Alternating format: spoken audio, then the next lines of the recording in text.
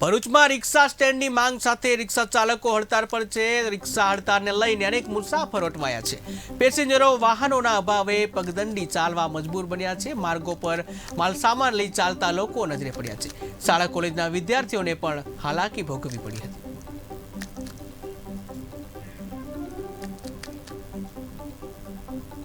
ભરૂચમાં રિક્ષા સ્ટેન્ડની માંગ સાથે રિક્ષા એસોસિએશનો દ્વારા હડતાલનું શસ્ત્ર ઉગામવામાં આવ્યું છે। હજારો રિક્ષા ચાલકોના પૈડા આજે થંભી જવા પામ્યા છે, જેને પગલે મુસાફરો હેરાન પરેશાન થઈ ઉઠ્યા છે।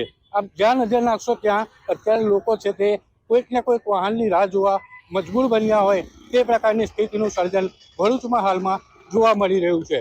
અનેક મુસાફરો છે તેઓ ક્યાંક સિટી બસનો સહારો લઈ રહ્યા છે, તો ક્યાંક કોઈક પણ વાહન મળે, સાધન મળે તેમાં પસાર થવા મજબૂર બની રહ્યા છે।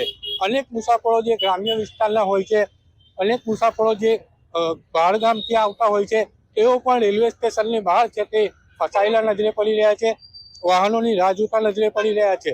ખાસ કરીને રિક્ષા એસોસિએશનના આ હડતાલનું આખરે ક્યારે અંત આવશે એવું શહેરીજનો ત્યારે ચાતક નજરે રાહ જોતા જોવા મળી રહ્યા છે।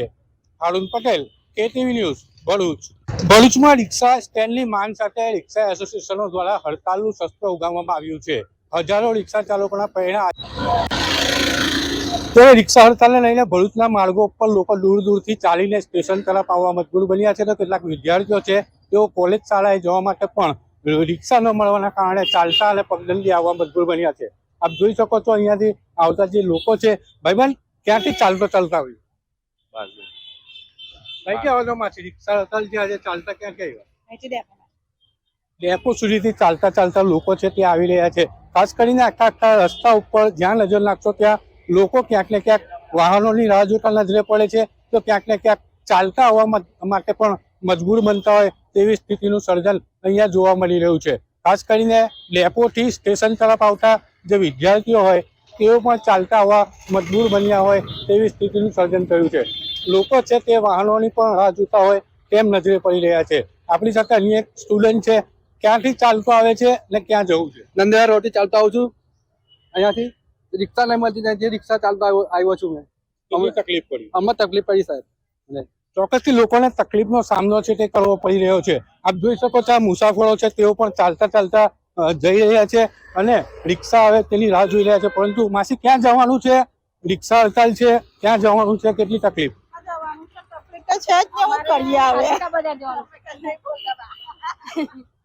લોકોને તકલીફ પડી રહી છે, લોકો છે તે રાહ જોઈને ઉભા છે। ભાઈબંધ ક્યાં જવાનું છે? કેટલી તકલીફ પડે? ચોકડી જવાનું છે, ऑटो नहीं मिलती है यहाँ पे, खड़े खड़े 1 घंटा हो गया। કેટલા કલાક થયું? आधा कलाक થઈ ગયો। અડધા કલાકથી ઉભા છે એવું કેવું છે। અન્ય પણ આ જે ફેમિલી છે તેઓ પણ અહીંયા ફસાયેલા હોય તેમ નજરે પડી રહ્યા છે, પરંતુ રિક્ષાઓ નથી જઈ રહી। કેટલી તકલીફ પડી રહી છે? રિક્ષા હડતાલ છે, ક્યાં જવું છે ને ક્યાં ના ઉભા છો તમે? 5 મિનિટથી ઉભા છે। ડબલા જ આવ્યા છે। સિવિલ હોસ્પિટલ જવાનું, સિવિલ જવાનું શું કામ હતું? બતાવવાનું છે એટલે। કેટલા ટાઈમથી ઉભા તમે પણ? હવે સાચે જ આવ્યો ये वो आधा कलाक से खड़े थे। अन्य पर फैमिली है, कितने टाइम से खड़े हो यहाँ पे ऑटो की राह देख लें? क्या पता, हम बाहर के हमें नहीं पता। ચોક્કસથી કોઈકને હોસ્પિટલ જવાનું છે, કોઈકને કોઈક સ્થાને જવું છે, પરંતુ અહીંયા રિક્ષા ક્યારે આવે તેની રાહ જોઈ રહ્યા છે, પરંતુ રિક્ષા હડતાલના કારણે લોકો ક્યાંક ને ક્યાંક મુશ્કેલીઓનો સામનો કરતા હોય તે પ્રકારનું પણ સામે આવી રહ્યું છે। Haroon Patel, KTV news, Bharuch. જય ભારત।